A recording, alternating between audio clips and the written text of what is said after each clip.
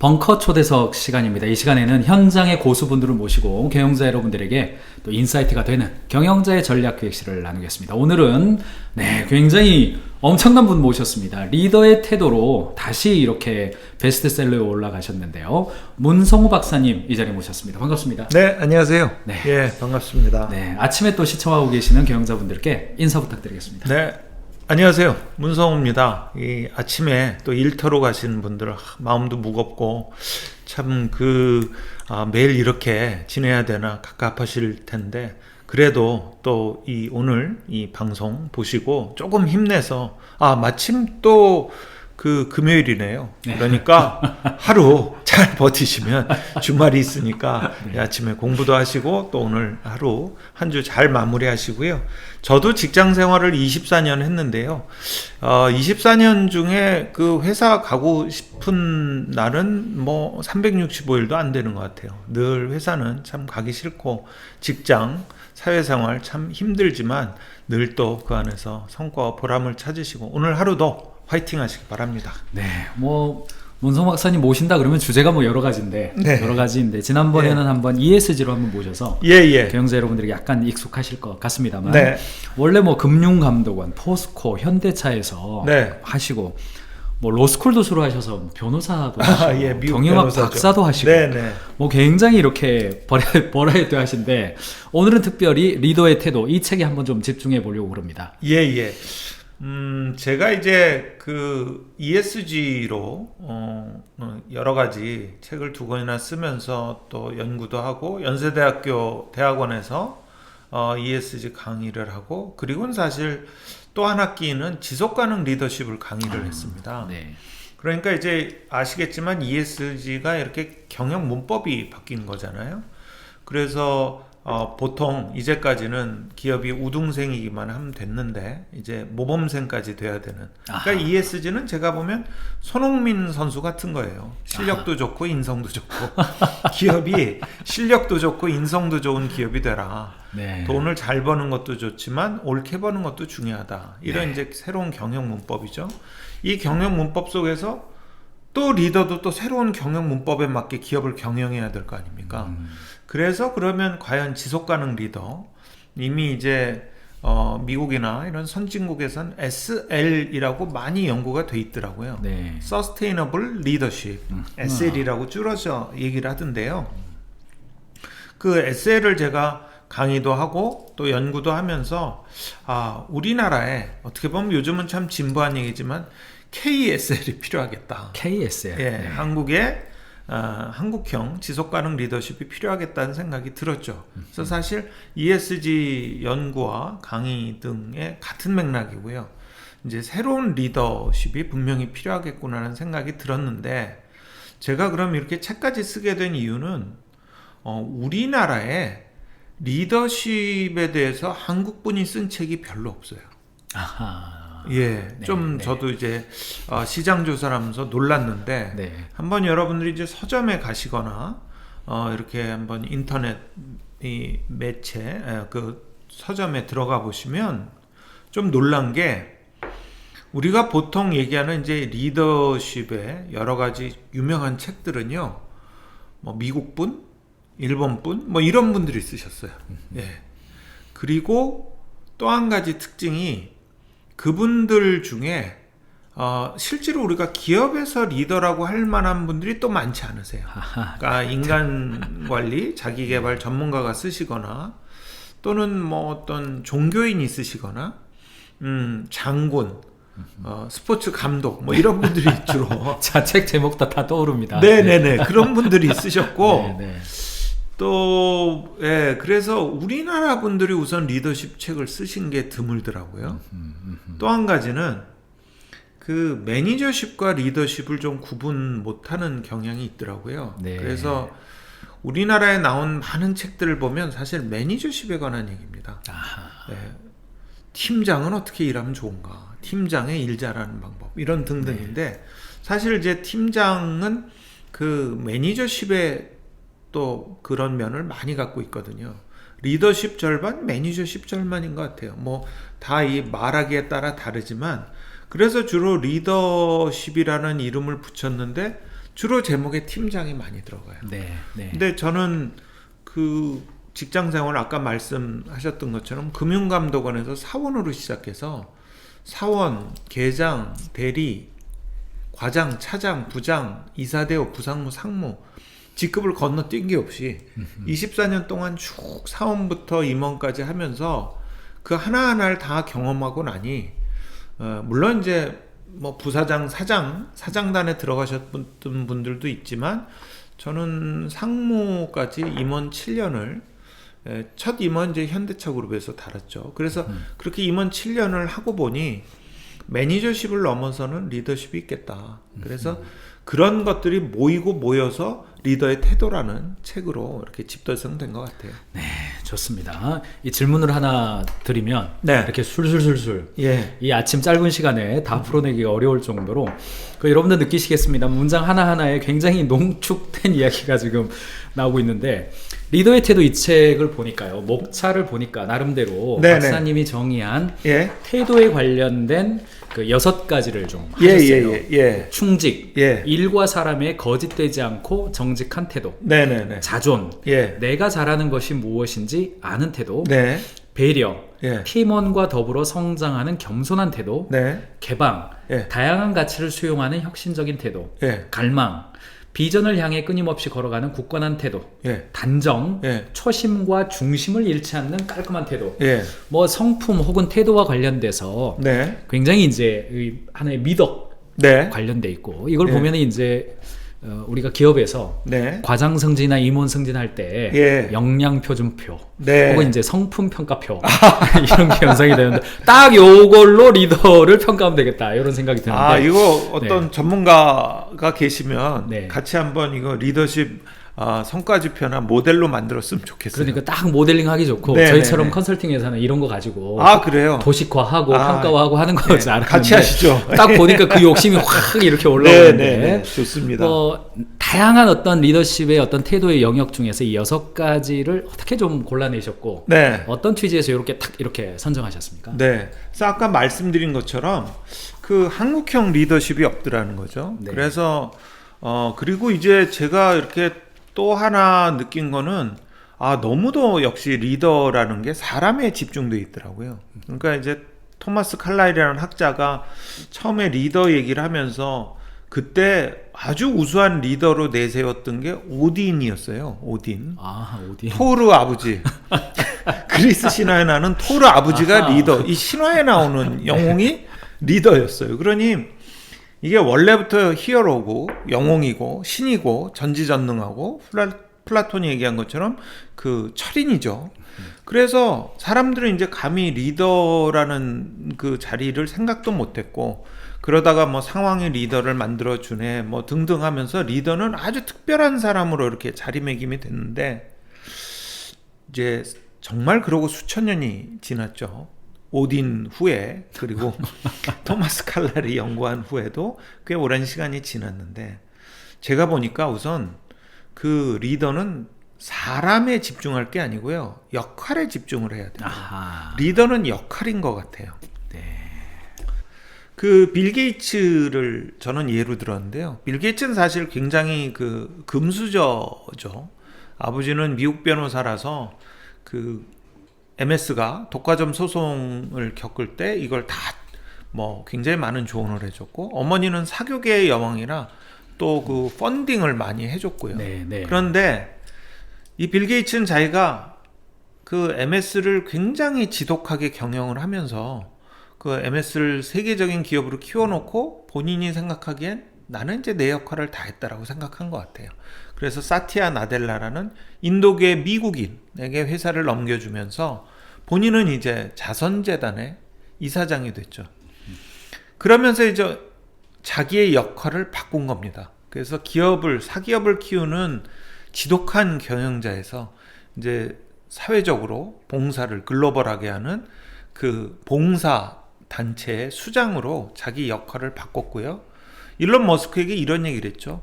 그 화성으로 로켓 쏠 돈 있으면 백신이나 좀 더 많이 보급해라. 이런 정도로 아주 그 선한 정신이 체화돼서 지금은 자선재단의 이사장으로 아마 MS의 경영자 이상으로 또 명성을 날리고 기여를 많이 하고 있는 것 같아요. 그래서 저는 빌 게이츠라는 사람이 변했을까? 전 사람은 안 변했다고 봐요. 솔직히 그 속성이나 그 인성 또 본인이 갖고 있는 기질은 안 변했겠지만 역할에 맞는 자기의 여러 가지 행동을 또 성과를 정의하고 그 성과에 맞춰서 리더의 역할을 하고 있는 것 같아요. 그래서 종종 그런 얘기를 하세요. 팀장이나 임원분들이 내가 우리 부하 직원에게 뭐 해고를 통보하거나 아니면 나쁜 피드백을 주거나 혼을 내거나 이래야 되는데 참 이게 인간적으로 못할 일이다. 근데 지금 인간 대 인간으로 두 분이 뭐 그런 면도 있지만 일단 조직 안에선 서로의 역할이거든요. 그래서 그 리더는 역할에 집중하면 그런 여러 가지 다른 상념보다는 딱 집중해서 자기의 역할, 내가 해야 될 일이 무엇인가 여기에 집중해서 자신이 리더로서의 일을 해낼 것 같고요. 그 역할을 해내려면 결국은 태도가 어떤지 굉장히 중요한 것 같아요. 제가 이 태도라는 단어에 꽂힌 건 사람들이 기계도 아닌데 불량이라는 표현을 쓰는 게 태도더라고요. 불량. 네. 태도 불량. 네. 네. 불량하다. 네. 네. 참 불량하다. 네. 그 사람 태도가 좀 불량해. 네. 그렇죠. 그때 쓰죠. 이게 가치 판단이 들어가잖아요, 사람한테. 그렇죠. 착하다, 나쁘다만큼 태도가 참 틀렸어. 태도가 불량해. 네? 태도가 안 돼 있어. 이런 얘기를 참 많이 쓰더라고요. 그리고 면접 때 보면 태도만 보라는 거예요. 저도 많은 면접관을 태도 면접. 예, 태도만 있습니다. 보라는 거죠. 네. 예, 이미 서류에서 시험도 다 쳤으니까 태도만 보라는 거예요. 사실 10분, 20분에 볼 수 있는 게 태도밖에 없죠. 근데 이제 저는 결국 태도가 행동을 만들고요. 행동이 자동화되면 습관이 되고 습관이 운명을 만든다고 생각을 합니다. 그래서 성공한 사람은 그 습관의 주인이고 실패한 사람은 습관의 노예라는 말이 있듯이 결국 습관은 굉장히 운명을 결정하는데 중요한 요소인데 거꾸로 타고 올라가면 결국 첫 출발은 태도더라고요. 그래서 영어로 저는 이제 태도가 attitude니까 행동은 behavior, 습관은 custom, 그 다음에 운명은 destiny. 그래서 저는 늘 A가 B를 만들고 B가 C를, C가 D를 만든다. 네. 출발점은 다 태도인 거죠. 네. 그러니까 또 국어사전에 찾아보니까 태도는 마음, 모양새, 자세, 입장 이걸 다 아우르더라고요. 어떤 마음을 갖고 있는지 또 포즈, 어떤 자세를 취하는지 또 어떤 입장, 포지션을 보이는지 이게 다 들어가더라고요. 그래서 참 태도처럼 그렇게 복합적인 용어가 없구나 그런 생각이 들었고 그래서 저는 이제 이 태도에 집중을 하기 시작했죠. 왜 또 흔한 예잖아요. A부터 Z를 1점부터 26점까지 매기면 애티튜드는 다 합치면 100점이 되죠. 네, 맞아요. 예. 그런 흔한 그런 거 있었습니다. 예. 그래서 태도가 전부 다 태도에 대한 얘기가 많은데 우리나라에 이제 리더의 땡땡은 많은데요. 리더의 태도라는 책이 없었고 저는 태도에 집중을 했고 그 가운데 이제 많은 리더에 관한 책들이 달성 불가능한 그런 지침을 제시하고 있어요. 네. 지나치게 어떤 인격지향적 그렇죠. 어떤 약간 자질에 포커스를 하면 좀 좌절감도 많이 와요. 그렇죠. 네. 그리고 이게 종교인분들이 쓰신 리더십 책을 보면 특히 더 그렇더라고요. 이 신이에요, 진짜. 이걸 다 어떻게 할까 해서 저는 물론 종합 비타민을 다 드시면 좋죠. 근데 저는 그 중에서 비타민 A, B, C, D, E 몇 가지만 딱 6가지만 고르고 골라서 본인이 부족해서 채우고 싶거나 아니면 본인이 잘해서 더 보강하고 싶은 6가지 덕목을 중복 없이 선택을 했죠. 사실 이 단어를 고르는데 시간이 꽤 걸렸고요.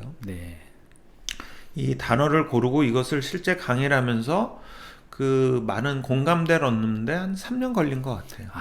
그렇군요. 이게 하루 이틀 만에 나왔다기보다는 지금 박사님이 신입사원으로 입사해서 여러 가지 레이어를 거쳐서 임원의 단계, 또 리더의 단계를 거치면서 뷰로 보자면 굉장히 이렇게 낮은 단계의 뷰부터 이렇게 쭉 올라가서 독수리의 뷰까지 네. 여러 계층을 경험하셨기 때문에 예. 어떤 그 리더십이라고 하는 것은 어떤 그 포지션이라기보다는 역할, 예. 롤에 가깝다. 네네. 그리고 그 역할에 충실하는 것이 리더다라고 하는 그렇죠. 전제, 대전제 속에서 그 역할을 잘 해내기 위한 6가지를 지금 예. 골라내신 것 같습니다. 제가 24년 직장 생활했으니까 예를 들면 한 해에 4, 50명 정도 적어도 리더급 리더를 뵀겠죠. 그러니까 1000명 정도의 리더를 뵌 것 같아요.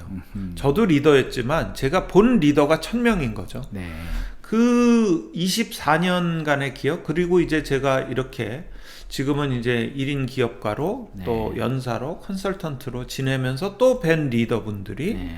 또 한 500명쯤 된다고 보면 얼추 한 1500명의 리더를 뵈면서 저렇게 되지 말아야겠다 부터 네. 저렇게 되면 참 좋겠다는 네. 여러 가지 그 저의 기억 속에 있는 리더분들, 그리고 그분들을 통해서 배운 여러 가지 암묵지, 묻혀 있는 지식들을 다 꺼내서 이 책에 진솔하게 담은 것 같아요. 저는 의미 있다고 보는 것 중에 하나가 언더백 기업의 경영자들은요, 상당 부분 큰 조직의 레이어를 다양하게 경험하지 못한 분들이 많습니다. 네. 경우에 따라서 조직 생활을 단 1년도 안 한 채로 사업을 시작한 경우도 있습니다. 그렇죠. 그러다 보니까 직원 수가 30명, 50명, 100명 될 때 네. 그들이 현재 대리는 지금 어떤 마음이죠? 혹은 40대 초반에 결혼을 한 과장이 지금 어떤 라이프 스타일을 가지고 있지? 그들은 무엇을 두려워하고 무엇을 기뻐하지? 이게 뷰가 안 그려지는 경우가 꽤 많이 있어요. 근데 지금 박사님은 뭐 1,500명의 리더를 직간접적으로 여러 계층에서 경험하고 나온 그 스토리이기 때문에 경영자 여러분들이 보실 때 그런 어떤 다른 뷰 관점에서 좀 경험하실 수 있다. 관점에서 이 책을 좀 보시고 말씀도 이어가면 좋을 것 같습니다. 네네. 감사합니다. 네, 제가 드리고 싶은 질문은 충직, 태도, 충직, 자존, 배려, 개방, 갈망, 단정 이렇게 6가지로 이야기하셨는데 이 중에서도 언더백 기업의 경영자분들이 그래도 요거는 정말 중요하다. 좀 몇 가지만 더 포인트를 짚어주신다면요. 저는 진짜 이거 참 안 하는데 정말 이게 엄마가 좋아 아빠가 좋아한대요. 저한테는. 근데 정말 우선 그래도 다는 어렵고 내가 뭐 한두 가지만 픽해서 좀 집중하고 싶다면 저는 정말 딱 고른다면 2가지를 먼저 권하고 싶은 게요. 첫 번째가 충직이고요. 2번째가 갈망입니다. 충직은요, 정직한 충성입니다. 충직은 정직한 충성입니다. 그래서 일과 사람에 대해서 거짓말하지 않는 거거든요. 참 중요한 것 같아요. 이 일에 대해서 거짓말한다 그러면 다 무슨 얘기인지 짐작이 가시잖아요. 그 세상에서 가장 나쁜 벌레 이름이 대충이라고 하는데 대충 하는 거죠. 대충. 대충 하는 거. 그냥 대충 하는 거. 뜨문뜨문 하는 거. 왜 일을 대충 할까? 요즘 이제 조용한 퇴사 얘기도 많이 나오고요. 조용한 퇴사가 꼭 회사를 나가는 것 뿐이 아니고 사실은 일을 대충 하거나 할 일만 딱 하는 거. 근데 그 할 일을 그럼 100% 하느냐? 그렇지는 않은 것 같아요. 저도 일을 30년째 해보면, 할 일만 딱 한다는 거는 늘 성과에 한계가 지어지는 것 같아요. 할 일만 한다는 사실 할 일도 안 한다죠. 그렇죠. 그 일을 왜 대충 할까? 그러니까 3가지 이유가 있더라고요. 첫 번째는 진짜 일이 하기 싫어서. 2번째는 일을 대충 해도 티가 안 나서. 그러니까 이런 경우 있죠. 그 일의 결과가 한 3년쯤 후에 나오는 거.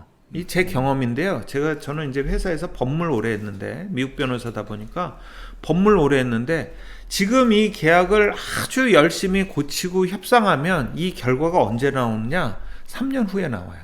그런 경우 있잖아요. 장기 계약. 그럼 어떤 때 저도 유혹을 느꼈어요. 아니, 이거 3년 후에 내가 이 회사에 있을지 없을지도 모르는데, 임원인데. 그런데 그러면 안 되겠다. 하지만 하여튼 결과가 한참 후에 나올 때 일을 대충 하게 되고요. 3번째는 같이 일하는 사람이 싫을 때 일하기 싫어지죠. 관계 문제네요. 그렇죠. 학교에서 선생님 싫으면 그 과목 안 하듯이 그런 경우죠. 그런데 이렇게 일을 대충 하게 되면요, 결국 그 일도 사람을 대충 대해요. 그러니까 사람이 일을 미워하거나 홀대하면 일도 사람을 홀대한다는 얘기겠죠. 사람이 일을 볼 때 네. 살짝 충직하게 대하지 않으면 네. 일도 그에게 네. 대충 대하더라. 결국 돌아와요. 네. 그 결과는 결국 돌아옵니다. 그게 이제 만족스럽지 않은 나의 일의 결과물. 그렇죠. 그 퀄리티를 봤을 때 네, 스스로 자존감 있게 볼 수가 없는 상태. 그렇죠. 네. 그리고 일을 대충 하면 결국 그 성과가 대충 돌아오죠. 네. 예, 예. 그래서 이제 저는 그 충직이라는 게 정직한 충성인데 여기서 리더로서 정직이라는 게 참 중요한 게요. 어떤 자기의 구성원을 움직이고 그들을 행동하게 하고 동기부여를 했다. 얼핏 들으면 참 훌륭한 리더 아니에요? 그렇죠. 그죠? 그 말만으로는 네네. 그렇죠. 이렇게 한 리더가 있었어요. 히틀러요. 근데 히틀러는 절대 리더가 못 됩니다. 네. 왜냐하면 진솔하고 솔직하고 그리고 친사회적이지 않았기 때문입니다. 리더는 친사회적이어야 돼요. 네. 예, 도덕적 선을 추구해야 되죠. 그 방향성의 문제죠. 그렇죠. 그게 제가 말씀드리는 충직인데요. 네. 그다음 또 하나는 이제 그 인업일체라고 인업 사람과 일은 일체죠. 예, 이 성적과 성과의 차이가 성적은 혼자 하면 잘 나오는데 성과는 아무리 혼자 해도 안 나오죠. 오늘도 제가 이렇게 열심히 유튜브를 해도 녹화를 해도 우리 사회자분께서 너무 잘 끌어주시면 결국 좋은 성과가 나올 거고요. 저 혼자 아무리 떠들었지만 예 그런 것 같아요. 네. 세상사가 그래서 네. 사람과 일은 일체다. 많은 그 직장인분들, 리더분들이 특히 아까처럼 그렇게 혼자 스타트업을 창업했는데 퀀텀 점프를 해서 사람이 엄청 많아졌는데 본인이 거기서 고생을 하시다가 사실 기술이나 자금의 문제가 아니고 사람 때문에 회사를 그렇죠. 접으시는 경우도 있잖아요. 네, 네. 그래서 이제 이 사람과의 관계도 굉장히 충직해야 된다. 그래서 네. 저는 충직을 첫 번째 덕목으로 뽑고요. 두 번째 이제 갈망인데요. 제가 본 중에 성공한 리더분 중에 거꾸로 실패한 리더 얘기하죠. 네. 실패한 리더분들은 공통점이 이런 얘기를 하시더라고요. 이제 회사 시스템은 다 만들어 놨다. 아하. 나 없어도 회사가 굴러간다. 그런 말씀하시는 분들이 있습니다. 있습니다. 예. 그럼 네. 어떻게 되냐면 결국 회사가 없어져요. 그렇게 되죠. 예. 멈추는 순간 그렇죠. 밀려나는 거죠. 저는 그래서 리더분들께 늘 한 얘기가 그 의자에 등 기대지 마시라고 말씀을 드립니다. 의자에 등 기대고 이렇게 퍼지시잖아요. 지금 등 기대고 앉으셨어요. 똑바로 앉으세요. 이렇게 섀도를 바르게. 심지어 저는 등받이 없는 의자도 권합니다. 등받이 네. 없는 의자에 앉으세요. 그거 인사이트 있습니다. 네네네. 진짜 등받이 없는 의자 아니면은 저도 그 책상을 쓰는데 왜 높이 조절되는 네, 책상 네, 있잖아요. 네, 있습니다. 서서 일하세요. 서서 늘 긴장을 유지하시고 예. 쉬시면 안 됩니다. 리더는 누구냐면요. 일을 제일 많이 하는 사람이에요. 나 없이도 회사가 돌아가게 해놨다. 이거는 그럴 수 있어요. 그럼 그 시간에 리더는 뭘 해야 되냐? 또 새로운 일을 해야죠. 그렇죠. 더 고부가가치로 직원들이 보다 가치 있는 일을 할 수 있는 운동장을 만드는 사람이다. 그렇죠. 그걸 창출해내는 게 리더예요. 그렇습니다. 네. 그래서 그 잘된 리더분들은 또 어떻게 얘기하시냐?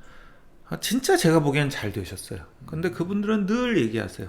아직 멀었습니다. 그렇죠. 예, 아직 이제 시작입니다. 그리고 이미 엄청나게 일어났는데 매출액이 수천억, 수조를 일어났는데 저는 아직 멀었다. 또 하나 제가 할 줄 아는 게 이거밖에 없습니다.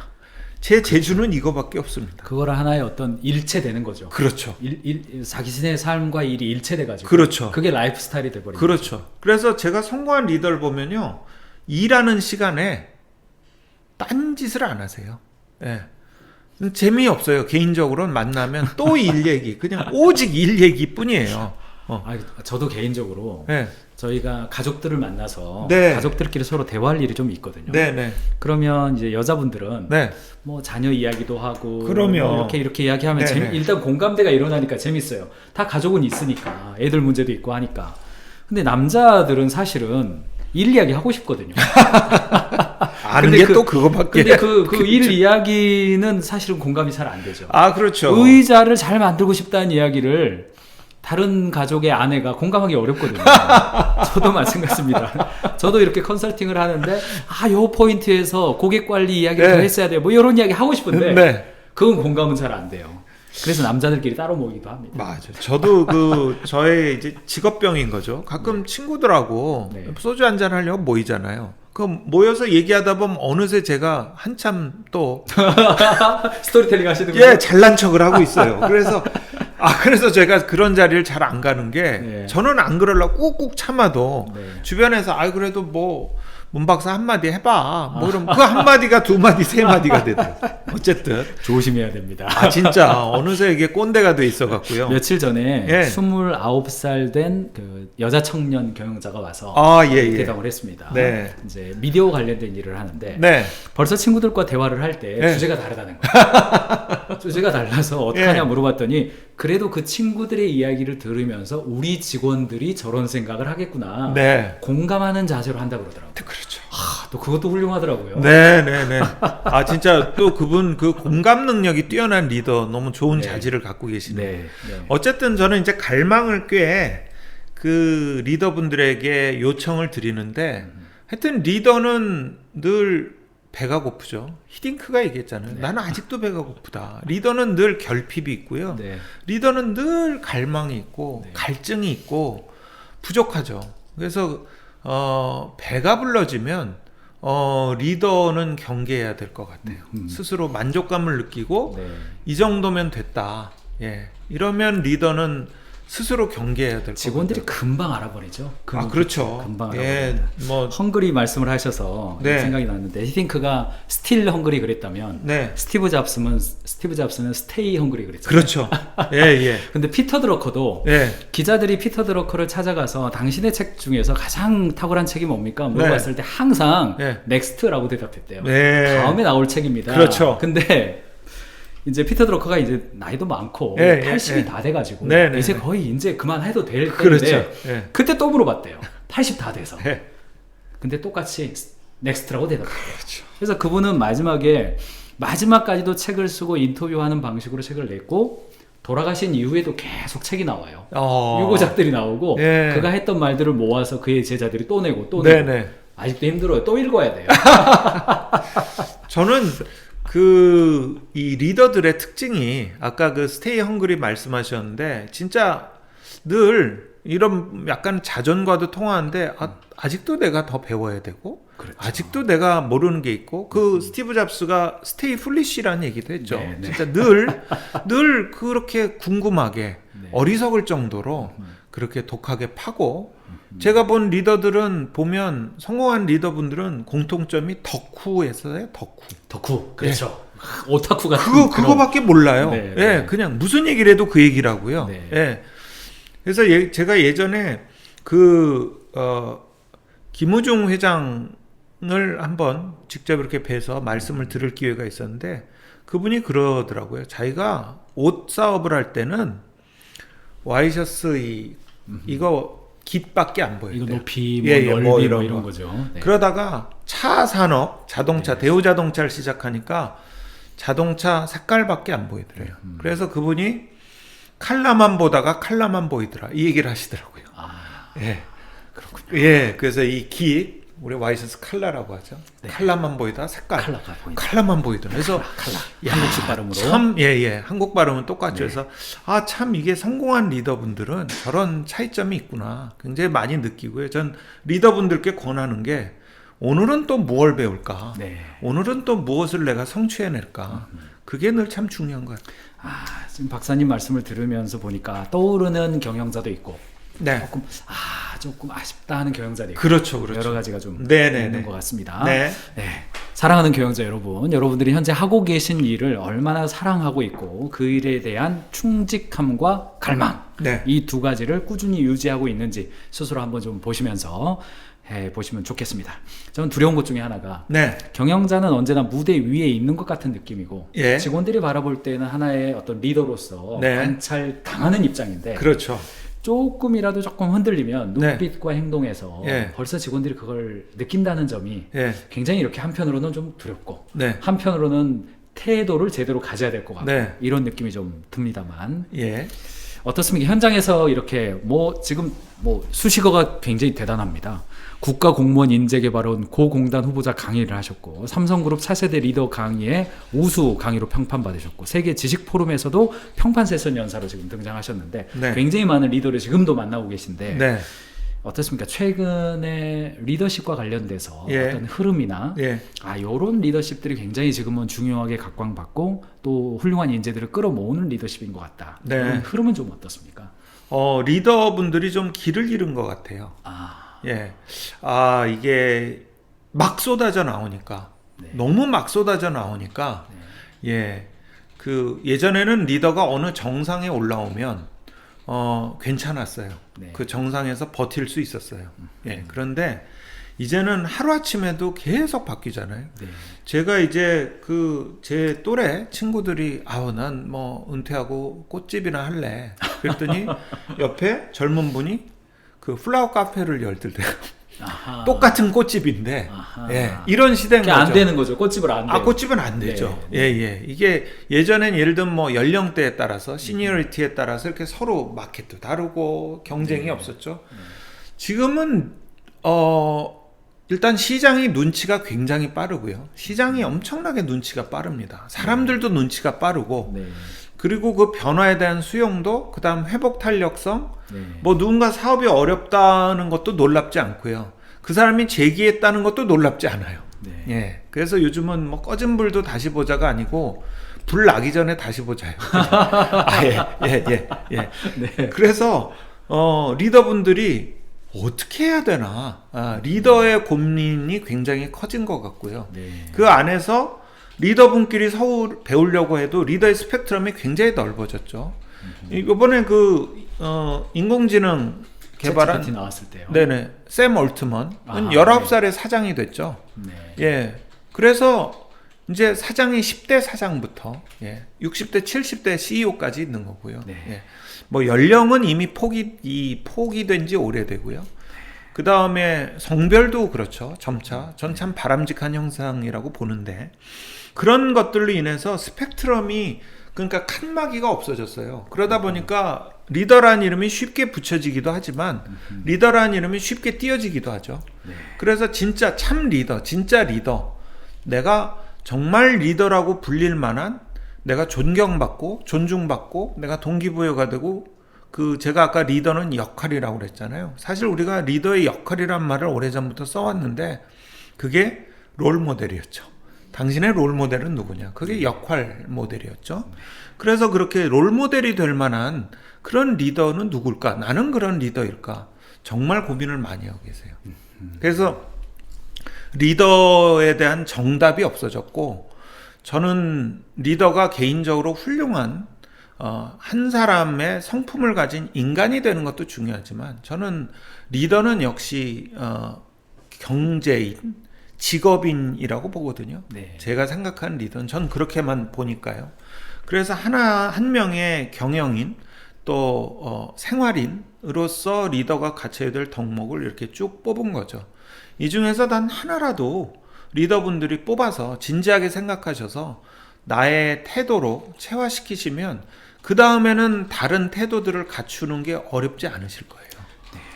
좋습니다. 리더로서 리더의 태도를 출판을 하셔서 대한민국의 리더십에게 영향을 미치고 계시는 문성우 박사님과 함께 이야기를 나눴는데, 말씀 들어보면서 이런 생각이 들었습니다. 몇 년 전에 미국 갤럽이 한국에 와서 컨퍼런스를 했습니다. 그 자리에서 한 기자가 당신들은 사회의 트렌드를 깊이 있게 조사를 하는데 향후에 무엇이 바뀔지, 어떻게 또 사회가 바뀔지 알려주세요 라고 질문을 했는데, 그 리전 매니저가 이렇게 대답했습니다. 무엇이 바뀔지 묻지 말아주시고요. 무엇이 안 바뀔지 물어봐 주세요. 잘 모르겠습니다. 이렇게 대답을 했는데, 리더십의 혼동기 혹은 리더십의 변화의 시기, 엄청난 정보의 홍수 속에서 정말 리더십의 핵심이 바뀌지 않는 거, 정말 바뀌지 않는 리더의 본질적인 태도 6가지, 이 책을 통해서 말씀해 주신 충직, 자존, 배려, 개방, 갈망, 단정, 그 중에서 오늘 충직과 갈망 2가지를 짚어주셨는데, 나머지 4개는 교보문고와 예스24 시중에서 절찬리에 판매되고 있는 감사합니다. 리더의 태도를 통해서 여러분들 확보하시고요. 경영자가 읽어보신 다음에 도움이 되겠다 싶다면 팀장님들과도 함께 읽어보시면서 여러분들의 회사의 리더십들의 중앙을 잡아가시면 좋겠습니다. 오늘 이렇게 나와주셨는데요. 그래도 마지막으로 경영자분들에게 격려와 인사 말씀 부탁드리겠습니다. 아까 피터 드러커 말씀하셨는데요. 또 그 갤럽 얘기도 해주셨고요. 진짜 안 바뀔 거를 예상해야 되듯이 저는 그 경영자분들이 적어도 올해 상반기에는 집중하실 게 한 가지 있다고 봅니다. 안 할 일을 덜어내셔야 돼요. 안 할 일을 덜어내는 거. 네. 안 할 일. 그래서 그 피터 드러커가 했던 얘기 있죠. 세상에서 가장 쓸데없는 짓은 안 해도 될 일을 효율적으로 하는 것이다. 예. 전 진짜 참 명언 같아요. 리더는 투두만 찾으실 게 아니고요. 나 투두를 찾으셔야 됩니다. 내가 안 해도 될 일. 안 해야 더 좋은 일. 그래서 과감하게 인파워링도 하시고요. 또 다이어트도 하시고요. 그러시면서 내가 하지 않을 일들을 좀 이렇게 뽑아내셔야지, 그걸 덜어내셔야지 할 일들이 손에 쥐어질 겁니다. 그러다 보면 또 결핍을 찾게 되고, 그 결핍은 갈망으로 채워지고, 그 갈망을 완성하기 위해서 충직이 들어올 거고요. 그래서 저는 올해 그 상반기, 앞으로 한 3개월 남았는데, 리더분들께서 오늘 당장 한번 써보시죠. 내가 하고 있는 짓 중에 쓸데없는 짓이 있나? 아하. 내가 자원을 낭비하고 오버두잉 하고 있는 일이 있나? 이런 것들을 한번 써서 그것을 좀 잘 정리정돈하는, 단정하게 정리정돈하는 그런 상반기가 되셨으면 좋겠습니다. 이쪽에다가는 안 해도 되는데 하고 있는 일들, 이쪽에는 해야 되는데 안 하고 있는 일들, 이렇게 해보면 그렇죠. 근데 이제 안 해도 되는 일 중에 안 해도 되는 일인데 진짜 내가 잘하고 있는 일, 그거는 별도 박스로 만들어야 돼요. 그것도 있네요. 안 해도 되는데 정말 잘하는 일. 왜냐하면 잘하면 계속 그 일을 더 하거든요. 맞습니다. 그래서 안 해도 될 일을 더 하고 계신 거예요. 그러니까 안 해도 되는 일 중에서 진짜 내가 지금 잘하고 있는 일. 그게 그런 일을 어떻게 해야 됩니까? 안 하셔야죠. 정말 안 하셔야죠. 그 일부터 안 하셔야 돼요. 역할에 집중하시는 걸로. 그렇죠. 그게 리더의 역할입니다. 할 일과 안 할 일을 구분하시고, 안 할 일 중에서 진짜 잘하고 있는 일은 정말 과감히 잘라내셔야 됩니다. 그네들이 문제네요. 그렇죠. 그네들이 문제네요. 그래도 리더는 참 골치 아프고 일도 많고, 그런데 그래도 참 많은 사람들이 리더가 되고 싶어 합니다. 그렇습니다. 리더 분들 힘들고 고통스러워도 많은 분들이 원하고요. 또 본인도 그런 의지가 있으실 거예요. 리더의 자리에 올라가셨다면 왕관의 무게를 견디시면서 끝까지 원하시는 바를 달성하시길 진심으로 빕니다. 감사합니다. 사랑하는 경영자 여러분, 오늘 대한민국 넘버원 리더 전문가 문성우 박사님이 전해주는 지속가능한 리더의 비밀, 오늘은 리더십의 본질에 관련된 이야기 나눈 것 같습니다. 여러분들에게 도움이 되셨으면 좋겠습니다. 오늘 나와주셔서 감사합니다. 감사합니다.